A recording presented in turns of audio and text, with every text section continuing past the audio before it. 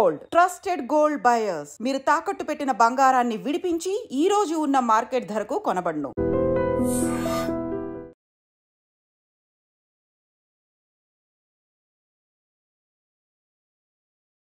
Mobile phones చేతికి వచ్చిన తర్వాత అట్లాగే సోషల్ మీడియా ఇప్పుడు ఎంత ప్రభావితంగా మారిపోయిందో అనేదానికి కొన్ని ఇన్సిడెంట్స్ మనకు స్పష్టంగా అర్థమవుతూ ఉంటాయి. మేజర్లా మైనర్లా అనే తేడా అసలు ఏమీ ఉండట్లేదు. ప్రేమ పేరుతో కావచ్చు, లేకపోతే ఇంకో విధంగా కావచ్చు, ఈ ట్రాప్ చేయడం, ఆ తర్వాత వాళ్ళని వాడుకొని వదిలేయడం, ఇట్లాంటి ఇన్సిడెంట్స్ అయితే కోకొల్లలుగా నమోదవుతున్నాయి. అంటే వెలుగులోకి వస్తున్నాయి, చాలా తక్కువ అనే చెప్పొచ్చు. బట్ బయటపడని ఇష్యూస్ చాలానే ఉంటున్నాయి. ఎందుకంటే పరువు పోతుందనే ఇంకో విధంగానూ అసలు బయటకు కూడా రావట్లేదు. ఎందుకంటే చాలా టైమ్స్ ఈ సోషల్ మీడియా వచ్చిన తర్వాత ఫోటోలు కావచ్చు, వీడియోలు తీసుకోవడం కావచ్చు, ఇవంతా వెరీ కామన్ అయిపోయిన పరిస్థితి. సో ఈ వీటినే వాడుకొని బ్లాక్మెయిల్ చేయడం ఇప్పుడు చాలా సర్వసాధారణం అయిపోయింది. స్కూల్ పిల్లలకు కూడా సోషల్ మీడియా అకౌంట్స్ ఉంటున్నాయి అంటేనే అర్థం చేసుకోవచ్చు. అసలు వాళ్ళకి ఏం తెలుసు? ఇదే ఇప్పుడు అనర్థాలకు దారితీస్తుంది అనుకోవచ్చు.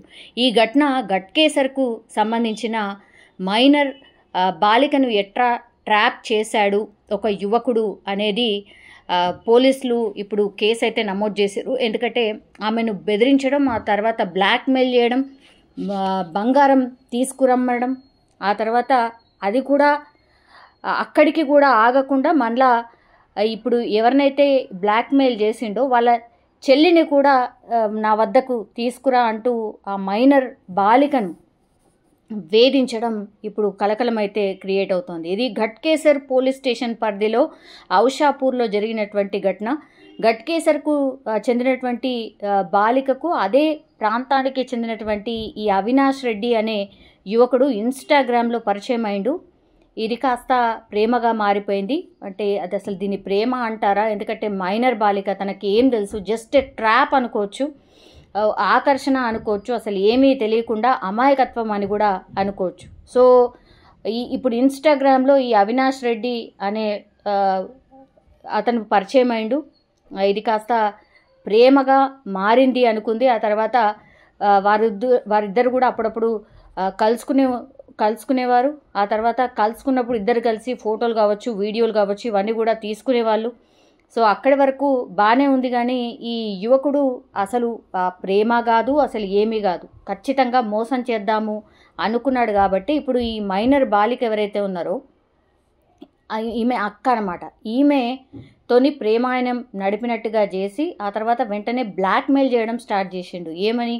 ఈ ఫోటోలు వీడియోలన్నీ కూడా నేను సోషల్ మీడియాలో షేర్ చేస్తాను, నువ్వు నీ ఇంట్లో ఉన్నటువంటి బంగారం మొత్తం తీసుకురా అని వేధించడం స్టార్ట్ చేశాడు. పాపం ఆమె భయపడిపోయింది. ఇంకేం చేయాలో అర్థం కానటువంటి పరిస్థితుల్లో బెదిరింపులను భరించి ఇంకా లాభం లేదనుకుంది. ఇంకా నాకు వేరే దారి లేదు, సరే ఇచ్చేసిన తర్వాత సోషల్ మీడియాలో పోస్ట్ చేయకుండా ఆ వీడియోలన్నీ కూడా డిలీట్ చేస్తానని ప్రామిస్ చేసిండు. కాబట్టి సో ఇంట్లో ఉన్నటువంటి ఆ బంగారు ఆభరణాలకు కూడా వాళ్ళు పేరెంట్స్కి తెలియకుండానే పూర్తిగా తీసుకెళ్ళి ఈ అవినాష్ రెడ్డి అనే వ్యక్తికి ఇవ్వడం జరిగింది. ఆ తర్వాత ఈ ఫోటోలు వీడియోలు డిలీట్ చేయకుండా మళ్ళీ ఇంకో పన్నాగం అనుకోవచ్చు, ఈ ఫోటోలు వీడియోలు డిలీట్ చేయలేదు, ఇంకో బ్లాక్మెయిల్ స్టార్ట్ చేశాడు. అది ఏంటి అంటే, నువ్వు కాదు నీ చెల్లిని తీసుకొచ్చి నాకు అప్పగించు, అప్పుడు కానీ నేను పూర్తిగా ఈ వీడియోలన్నీ డిలీట్ చేస్తాను, అట్లాగే ఫోటోలు కూడా డిలీట్ చేస్తాను అని కుట్రపూరితంగా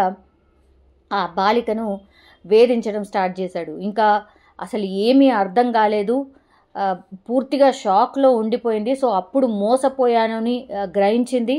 ఒకవైపేమో నగలు పోయాయనే బాధ, ఇంకోవైపేమో అసలు వాడు నా చెల్లిని కూడా అప్పగించాలంటున్నాడు, అసలు వీడెంత దుర్మార్గుడు అని ఆమెకు అప్పుడు అర్థమైంది. ఇక చేసేదేమీ లేదనుకుంది, ఇక చనిపోవడం ఒక్కటే మార్గం అనుకుంది. సో అందుకనే ఆత్మహత్య యత్నానికి కూడా పాల్పడినటువంటి పరిస్థితి. సో అది ఆ సందర్భాన్ని కుటుంబ సభ్యులు గుర్తించారు కాబట్టి ఆ మైనర్ను కాపాడినరు. ఆ తర్వాత హాస్పిటల్ కూడా తరలించి ఇప్పుడు ఆమెకైతే ప్రస్తుతం ట్రీట్మెంట్ చేస్తున్నటువంటి పరిస్థితి. కానీ ఈ మైనర్ బాలిక ఎవరైతే ఉన్నారో ఈమె ఆత్మహత్య చేసుకోవడానికి కారణం ఏంది అనేది అప్పుడు పేరెంట్స్ తెలుసుకోగలిగినరు.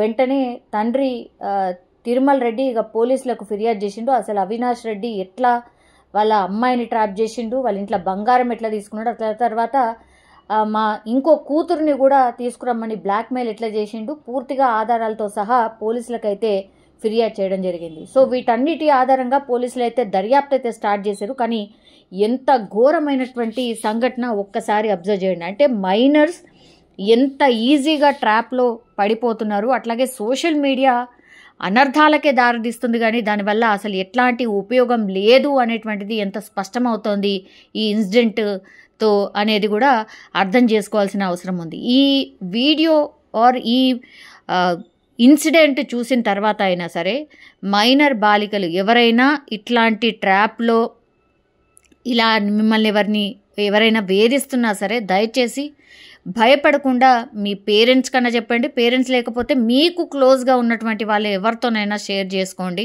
దయచేసి ఇట్లాంటి వాళ్ళ ట్రాప్లో పడకండి.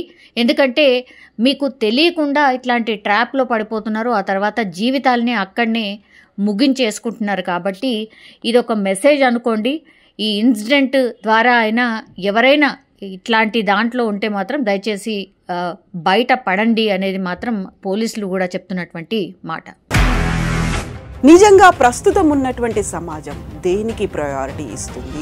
ఆర్థిక సంబంధాల చుట్టూ మాత్రమే తిరుగుతుంది. మళ్ళీ ఎన్నికలంగానే చాలా విరక్తి కలుగుతాను. మంచి అనిపిస్తుంది కదా, లేడీస్ కూడా ఛాలెంజింగ్ జాబ్స్ చేసినప్పుడు చాలా బాగుంటది. ట్రాఫిక్ అసిస్టెంట్స్ గా నియమించిన ట్రాన్స్జెండర్స్ అందరితో సాల్యూట్ చేయించుకుంటున్నారు. ఫుడ్ డెలివరీ ఇవ్వటానికి వెళ్ళినటువంటి డెలివరీ బాయ్ అనిల్ పై కళ్ళ ముందు